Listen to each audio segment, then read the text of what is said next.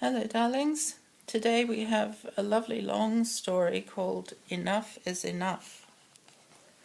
And here it is. What's this? It says for Isaac and Orlando Jenna Packer, which is the same as that name on the front. It's the lady who drew the pictures for the book. And there's a picture of a cat that looks a lot like this cat. And here's the story. Enough is enough. It was Henry and Zoe's first day in their new home in a new city in a new country. Zoe had to begin her new job straight away. "Bye-bye, my darlings," she called as she sped down the stairs. There's Zoe on her way off to work. First there was the shopping to do. They followed the crowds Wait a minute. I missed a page. Henry and Balthus looked at each other. Balthus must be the cat's name. Who did they know? What was there to see? How would they make friends? They could hear people talking down in the street, and the strange language wafted up to the window. Balthus cocked his ear. "Wonderful," murmured Henry. First there was the shopping to do. They followed the crowds, the smells, and the colours until they reached the market. It filled the street, ran over the footpath, and backed up the alleys. Balthus's nose twitched with excitement. There's so many exciting smells. Everyone was talking, smiling, and laughing.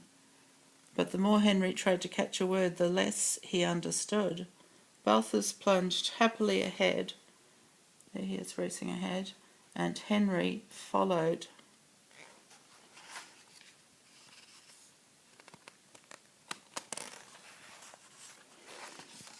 Sardines, herrings, cod and flounder, oysters, mussels, cockles and abalone. Power. Squid, octopus, lobster and crayfish, every kind of fish except jellyfish, of course, lay in front of the fishmonger. "A piece of cod, 2 small herrings, half a dozen oysters and some squid rings, please," asked Henry politely. The fishmonger looked puzzled. Then slap went a slice of tuna, plop went a small octopus, slither went 6 slippery trout, and squelch went 7 large herrings on top. "But," stammered Henry, "oh well, thank you. That will be more than enough."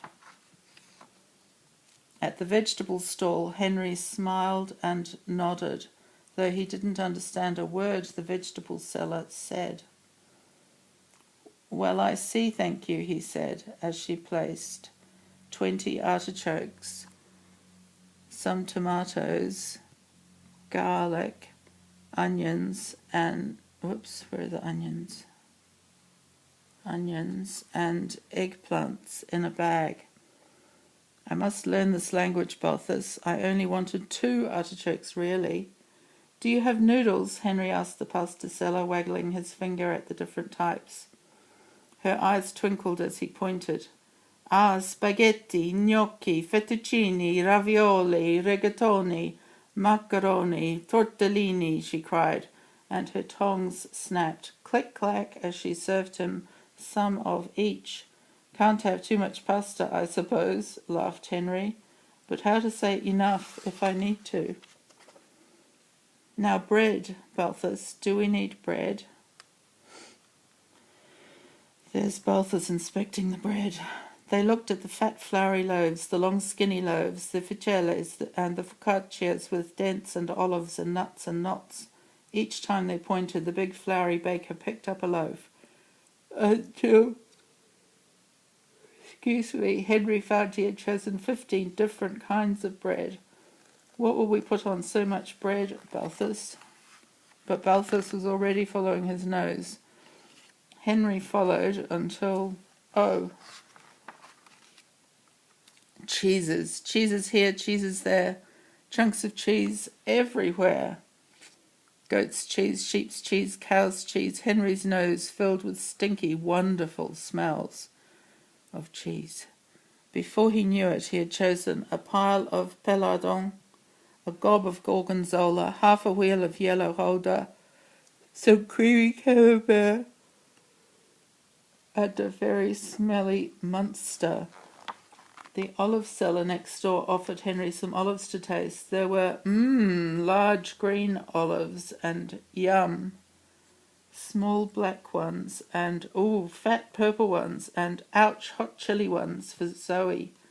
The pile got bigger as Henry pointed to each tub in turn. It seems we're getting the hang of it, Balthus, he laughed. Come on, lend a paw, it's getting late. Henry piled the baskets of shopping onto the Vespa. That's his scooter. It has an engine. Yeah. Where was that cat?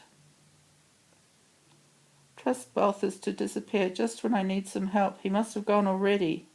Must have gone home already. Henry sped home over the cobbles. After the bustle of the market, the building seemed cool and quiet and lonely. Balthus, Henry called, but there was no reply. Can you see him? There he is. What a lot of bundles! Henry tottered up the first step, teetered at the next, and then, just as he caught his balance, he stumbled, tripped, and dropped everything. Oh dear, he exclaimed. Doors opened one by one, and curious faces peered out to see what the noise was about.